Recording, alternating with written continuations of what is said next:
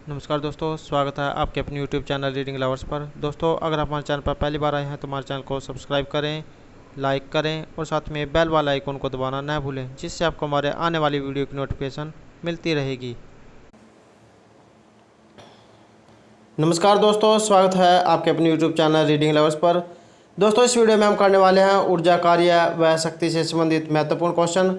और दोस्तों, पहले हम जो है उसके बारे में जानेंगे और बाद में जो उसका अभ्यास करेंगे।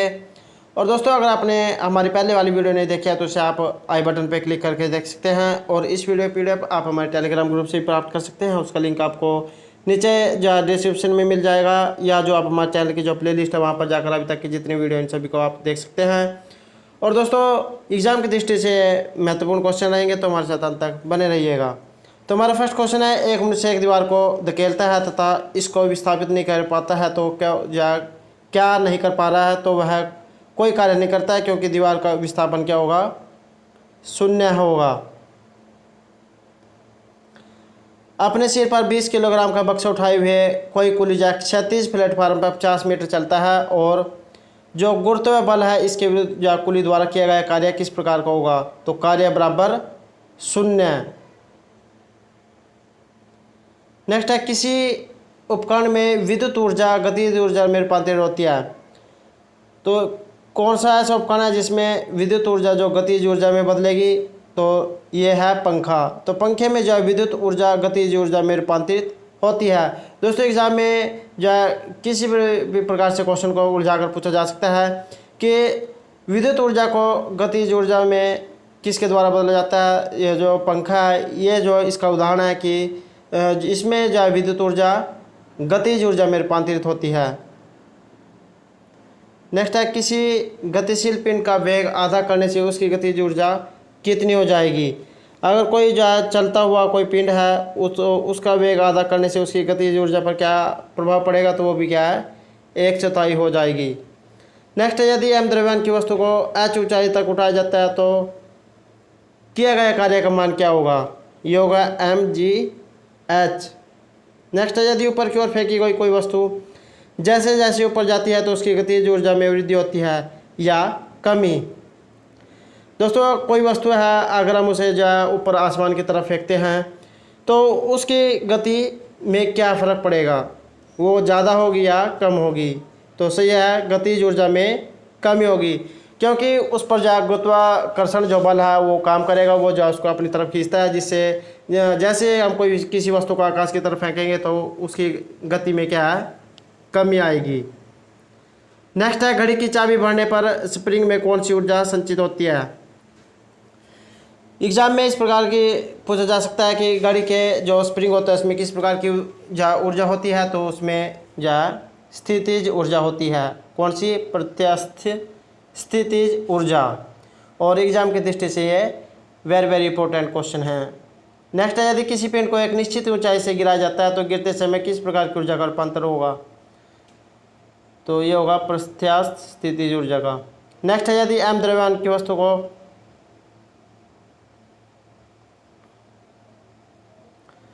नेक्स्ट है, घड़ी की चाबी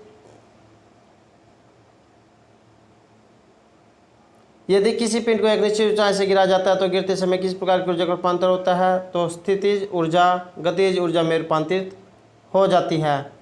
यदि जो हम किसी पिंड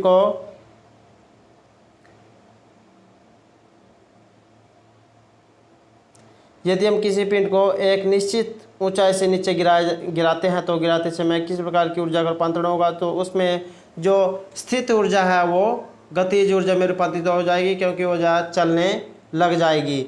नेक्स्ट है, ऐसा ही पद्धति में जो शक्ति है इसका मात्रक क्या होता है, तो किलोग्राम मीटर सेकंड 3। नेक्स्ट, भूमि पर लुढ़कती हुई गेंद में कौन सी ऊर्जा प्रदर्शित होती है।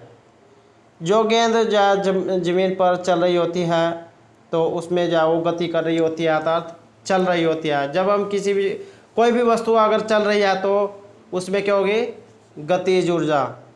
नेक्स्ट है, एक असौ शक्ति कितने वाट के बराबर होती है, तो ये होती है 746 वाट के, एक हॉर्स पावर। नेक्स्ट है, मनुष्य में कितनी असौ शक्ति होती है, तो एक मनुष्य के अंदर जो है 0.05 से 0.1 अशुभ शक्ति तक होती है। नेक्स्ट है यांत्रिक ऊर्जा को विद्युत ऊर्जा में परिवर्तित करने वाला यंत्र। दोस्तों एग्जाम में इस प्रकार भी पूछा जा सकता है कि डायनमो जो है ये किस प्रकार की कौन सी ऊर्जा को कौन सी ऊर्जा में बदलता है। तो ये यांत्रिक ऊर्जा को विद्युत ऊर्जा में परिवर्तन करता है। और एग्जाम में जो है लगभग इसी प्रकार से पूछा जाता है कि डायनमो जो है किस प्रकार के ऊर्जा को किस में बदलता है। तो ये जो है यांत्रिक ऊर्जा को विद्युत ऊर्जा में बदलता है।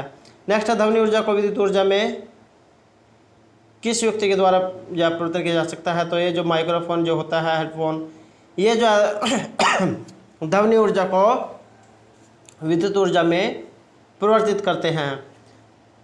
नेक्स्ट है विद्युत ऊर्जा को किस युक्ति के द्वारा यांत्रिक ऊर्जा में परिवर्तित किया जाता है। जो विद्युत जो होती है उसको कौन सा यंत्र है जिसके द्वारा यांत्रिक ऊर्जा में बदला जाता है। तो ये जो विद्युत जो मोटर होती है ये विद्युत ऊर्जा को यांत्रिक ऊर्जा में बदलती है, क्योंकि उसमें जो अंदर पहले जो विद्युत आएगी और उसके बाद जो वो अपना काम स्टार्ट करेगी, तो यह विद्युत को यांत्रिक ऊर्जा में बदलेगी। नेक्स्ट है प्रकाश ऊर्जा को ध्वनि ऊर्जा में परिवर्तन करने के लिए किस युक्ति का उपयोग किया जाता है। तो प्रकाश ऊर्जा को ध्वनि ऊर्जा में तो प्रकाश विद्युत सेल के द्वारा इसको रूपांतरित किया जाता है। नेक्स्ट है किलोवाट ओवर एक यूनिट है। तो ये किसकी है, ऊर्जा की। किलोवाट ओवर एक यूनिट है ऊर्जा की। तो दोस्तों ये थे हमारे जो है इस ऊर्जा अभ्यास के महत्वपूर्ण क्वेश्चन। अब दोस्तों इनका जो हम अभ्यास को करेंगे। तो क्वेश्चन है किसी वस्तु के द्वारा कार्य करने की क्षमता या किसी वस्तु में निहित ऊर्जा किस पर निर्भर करती है। तो ये किस पर जो है निर्भर करती है। ऑप्शन है कार्य करने वाली वस्तु की स्थिति और अवस्था, किसी निश्चित दिशा में वस्तु की गति, वस्तु के परिणाम और दिशा, वस्तु के द्रव्यमान और आयतन। तो किसी वस्तु के द्वारा कार्य करने की जो क्षमता या किसी वस्तु में निहित ऊर्जा ये किस पर निर्भर करेगी। राइट आंसर है ऑप्शन ए, कार्य करने वाली वस्तु की स्थिति और अवस्था पर जाए निर्भर करती है। नेक्स्ट है किए हुए कार्य की दर क्या कहलाती है। तो जो कोई काम हम करते हैं तो उसकी दर क्या कहलाएगी, ऊर्जा, बल, दाब या शक्ति क्या कहलाएगी। राइट आंसर है ऑप्शन डी, शक्ति जाए कहलाती है। नेक्स्ट है किसी पिंड पर कार्य तभी किया जाता है जब क्या हो। बल इस पर कार्य करते हैं, ये एक यांत्रिक प्रभाव के माध्यम से ऊर्जा वृद्धि का अनुभव करता है। वहाँ विस्थापन होता है, यह किसी निश्चित दूरी के माध्यम से आगे बढ़ता है। तो राइट आंसर है ऑप्शन बी, किसी पिंड पर कार्य तभी किया जाता है जब यह एक यांत्रिक प्रभाव के माध्यम से ऊर्जा विद्युत का अनुभव कराता है। नेक्स्ट है 10 N का बल किसी वस्तु पर कार्य कर रहा है, वस्तु बल की दिशा में 5 मीटर विस्थापित होती है, तो किया गया कार्य क्या होगा। राइट आंसर है डी, 50 J। नेक्स्ट है एक हाइड्रो इलेक्ट्रिक पावर स्टेशन पर बहने वाला जो पानी टरबाइन घुमा सकता है, क्योंकि इसमें क्या निहित होती है। तो इसमें जो है क्या निहित होगी। राइट आंसर है ऑप्शन बी, गतिज ऊर्जा। दोस्तों ऊपर जो हमने जो है विद्युत मोटर वाला जो क्वेश्चन किया था वो इसी का उदाहरण है। इसमें क्या होगा, मोटर में जो विद्युत आएगी और वो जो घूमेगी और वो गति करेगी। तो ये भी जो है इसी प्रकार जो है ये हाइड्रो इलेक्ट्रिक पावर स्टेशन है, वहाँ पर भी जो है टरबाइन लगे होते हैं, उनमें जो पानी गिरता है घूमती है और गतिज ऊर्जा उत्पन्न होती है। नेक्स्ट है निम्नलिखित में से किसे न तो उत्पन्न किया जा सकता है और नहीं नष्ट किया जा सकता है। राइट आंसर रहेगा ऑप्शन सी, ऊर्जा। तो इनमें से ये जो ऊर्जा है इसे न तो उत्पन्न किया जा सकता है और नहीं नष्ट किया जा सकता है। अगला क्वेश्चन है यांत्रिक ऊर्जा माइनस गतिज ऊर्जा, तो क्या बनेगी ये। राइट आंसर है ए, स्थितिज ऊर्जा। और दोस्तों ये जो क्वेश्चन है ये आरआरबी ग्रुप डी का जो पीछे जो परीक्षा हुई थी 2018 में उसमें जो है क्वेश्चन आए हुए हैं, और इस प्रकार के क्वेश्चन जो है एग्ज़ाम में आते रहते हैं, तो इसलिए एग्ज़ाम की दृष्टि से ये महत्वपूर्ण रहेंगे। तो यांत्रिक ऊर्जा माइनस गतिज ऊर्जा, तो यह होगी स्थितिज ऊर्जा। नेक्स्ट है किसी वस्तु की गतिज ऊर्जा किसके साथ बढ़ती है। ये जो गति जो है किसके साथ बढ़ेगी, राइट आंसर है डी, वेग के साथ जो है ये बढ़ती है। नेक्स्ट है ऊर्जा में दो प्रकार की ऊर्जा होती है, तो ये कौन कौन सी है, राइट आंसर रहेगा डी, यांत्रिक ऊर्जा में दो प्रकार की ऊर्जा होती है। नेक्स्ट क्वेश्चन है निम्न में से कौन सी ऊर्जा किसी वस्तु की ऊंचाई के साथ बदल जाती है। तो कौन सी ऊर्जा है जो वस्तु की ऊंचाई के साथ बदल जाती है, राइट आंसर रहेगा बी, स्थितिज ऊर्जा जो है किसी वस्तु की ऊंचाई के साथ बदल जाती है, क्योंकि इस पर जो है जो गुरुत्वाकर्षण जो बल है ये काम करता है। नेक्स्ट है यदि एक वस्तु का संवेग 20% बढ़ता है तो उसकी गतिज ऊर्जा पर क्या प्रभाव पड़ेगा, घटेगी, बढ़ेगी, कितनी बढ़ेगी। तो राइट आंसर है सी, 44%। यदि वस्तु का जो संवेग है ये 20% बढ़ता है तो उसकी गतिज ऊर्जा कितनी हो जाएगी, 44% बढ़ जाएगी। नेक्स्ट है द्रव्यमान m और nm के दो निकाय समान गतिशील ऊर्जा के साथ स्थानांतरित हो रहे हैं तो उनके रैखिक संवेग का अनुपात कितना होगा, राइट आंसर है ऑप्शन ए, 1:3 जा उनका अनुपात होगा। नेक्स्ट है शक्ति अर्थात P पावर बराबर W/T, जहाँ W का अर्थ क्या होता है। तो यहाँ पर W का अर्थ क्या होगा, राइट आंसर है डी, वर्क कार्य। तो शक्ति पावर बराबर W वर्क बटे टाइम समय। नेक्स्ट है उठते हुए वायुयान में होती है। तो ये जो वायुयान उड़ता है इसमें क्या होती है, राइट आंसर है ऑप्शन ए, केवल स्थितिज ऊर्जा इसमें होती है। और एग्जाम की दृष्टि से ये वेरी इंपॉर्टेंट क्वेश्चन रहेगा। नेक्स्ट क्वेश्चन है गतिपालक चक्कर भाप इंजन का महत्वपूर्ण हिस्सा क्यों होता है। ये जो गतिपालक है ये चक्कर भाप इंजन का महत्वपूर्ण हिस्सा क्यों होता है, राइट आंसर रहेगा ऑप्शन बी, क्योंकि ये जो है गति को समान रखने में इंजन की सहायता करता है। हमारा अगला क्वेश्चन है निम्नलिखित में से कौन सी ऊर्जा की एक इकाई नहीं है। तो इनमें से जो ये ऊर्जा है इसकी एक इकाई इनमें से कौन सी नहीं है, राइट आंसर है ऑप्शन सी, किलोवाट। और जो ऑप्शन दिए गए हैं जूल, न्यूटन, मीटर, किलोवाट घंटा, ये सब जो ऊर्जा की इकाई है, लेकिन किलोवाट घंटा जो इसकी इकाई नहीं है। नेक्स्ट है भूतापीय ऊर्जा एक वैकल्पिक ऊर्जा स्रोत है, तो इस ऊर्जा के लिए सर्वाधिक संभाव्य क्षेत्र कौन से हैं, राइट आंसर है बी, जो भूपर्पटी में तप स्थलों के ऊपर हैं। तो भूतापीय ऊर्जा एक वैकल्पिक ऊर्जा स्रोत है, इस ऊर्जा के लिए सर्वाधिक जो संभाव्य क्षेत्र होंगे जो भूपर्पटी में तप स्थलों के ऊपर हैं। नेक्स्ट है जब हम रबड़ के गद्दे वाली सीट पर बैठते हैं अथवा जब गद्दे पर लेटते हैं तो उसका आकार परिवर्तन हो जाता है, तो ऐसे पदार्थ में क्या पाई जाती है। तो ऐसे पदार्थ में क्या पाई जाएगी, राइट आंसर है बी, स्थितिज ऊर्जा। जब हम किसी भी रबड़ के गद्दे पर बैठते हैं तो उसका आकार जो है बदल जाता है, क्योंकि उसके पर वजन आने से जो है वो दब जाता है। तो ऐसे पदार्थ में क्या होगी, स्थितिज ऊर्जा। नेक्स्ट क्वेश्चन है किसी पदार्थ की आंतरिक ऊर्जा निर्भर करती है।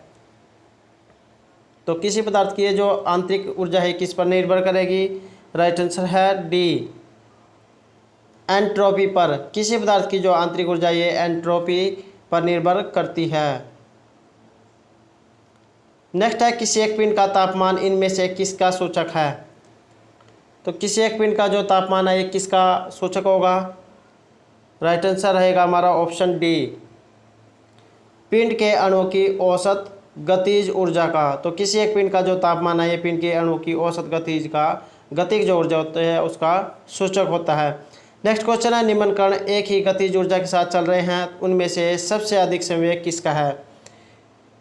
तो इनमें से किसका संवेग है, राइट आंसर रहेगा ऑप्शन डी, एल्फा कण का। तो अल्फा कण जो है ये एक ही गतिज ऊर्जा के साथ चल रहे हैं। इनमें से सबसे अधिक जो है संवेग अल्फा कण के होते हैं। नेक्स्ट क्वेश्चन है, निम्न में से किस में गतिज ऊर्जा नहीं है? तो इनमें से गतिज ऊर्जा किस में नहीं होती है? चली हुई गोली में, चलते हुए हथौड़े में, बढ़ते हुए पानी में, या खींचे हुए धनुष में।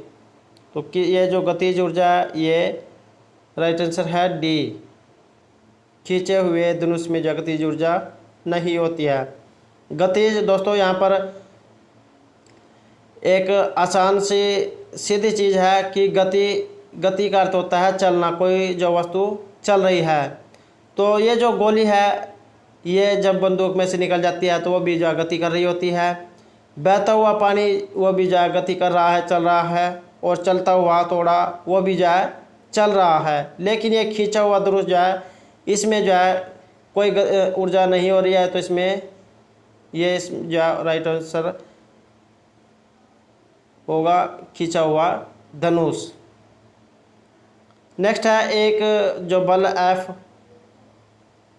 6i + 2j - 3 के एक कण पर कार्य करता है तथा विस्थापन S 2i 3j 3x के उत्पन्न है। तो यदि किया गया कार्य शून्य हो तो x का मान क्या होगा?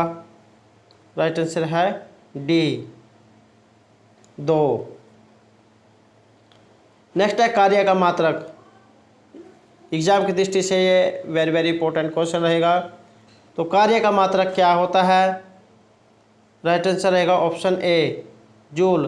कार्य बराबर जूल, तो कार्य का मात्रक है जूल। नेक्स्ट है, एक हॉर्स पावर में कितने वाट होते हैं? दोस्तों हमने ये जो उदाहरण पहले किया था तो जिसमें एक घोड़े के जो पावर बताई गई थी, तो एक जो है घोड़े की पावर होती है 740 वाट। एक हॉर्स पावर बराबर 740 वाट। नेक्स्ट है, यदि पदार्थ के द्रव्यमान और वेग दोनों को उनके परिमाण से दोगुना कर दिया जाए तो गतिज ऊर्जा कितनी हो जाएगी? राइट आंसर है बी 4 गुणी। यदि पदार्थ का जो द्रव्यमान और जो वेग है दोनों को उनके परिमाण से दोगुना कर दिया जाए तो उनकी जो गति करने वाली जो ऊर्जा है ये 4 गुणी हो जाएगी। हमारा आज का अंतिम क्वेश्चन है, कोयले से वाणिज्यिक रूप से पैदा होने वाली ऊर्जा। कोयले से जो ऊर्जा पैदा होगी उसको हम क्या कहेंगे? राइट आंसर है सी। उससे जो है ताप अर्थात गर्मी जो पैदा होती है अग्नि से, तो कोयले से भी जो है अग्नि अर्थात ताप उत्पन्न होगा, तो इसे कहेंगे ताप ऊर्जा। तो दोस्तों ये थे हमारे आज के जनरल साइंस के महत्वपूर्ण क्वेश्चन। दोस्तों अगर आपको हमारा क्वेश्चन अच्छा लगे हो तो हमारे चैनल को सब्सक्राइब कीजिएगा, लाइक कीजिएगा और ज़्यादा से ज़्यादा ग्रुपों में शेयर कीजिएगा। और दोस्तों हमारे साथ अंत तक बनाने के लिए धन्यवाद।